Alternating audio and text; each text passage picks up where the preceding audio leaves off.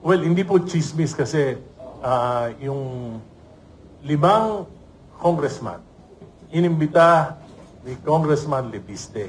Pinakita sa amin yung files na naglalaman ng text messages between the President and Yusek Bersamin. Nandun po, nakalagay doon, 7 billion.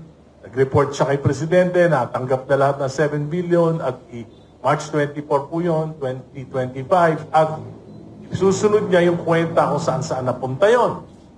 At may mga napunta doon sa mga kandidato na alyansa, 11. 12 po yung kandidato na alyansa, 11 yung nabigyan.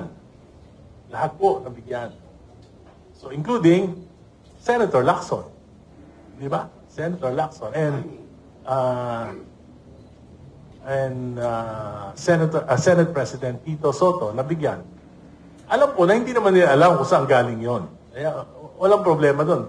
Natural lang naman na yung mga national candidates sinutulungan ng kanilang mga kapartido. Di ba? So, minapunta kay Andrew E. 68 million talent fee. At yan ay dumaan lahat kay Congressman Toby Chanco. Ang ginawa ko, pinunta ko si Kong Toby. Dahil kaibigan ko naman yan.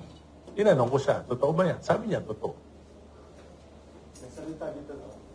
Totoo. Na may, sabi niya nga, tinawaran ko nga yan si Andrew E. Nagpatawad ewan ko bakit 68 billion pa rin yung nakalagay na nagbibiro sa akin si Kong Toby. So, hindi ko alam, pero kasi na parang out na siya noon sa umalis na siya noon sa. So, ibig sabihin, ito pa lamang ay worth investigating na. Dahil may facts eh. Di ba? May facts.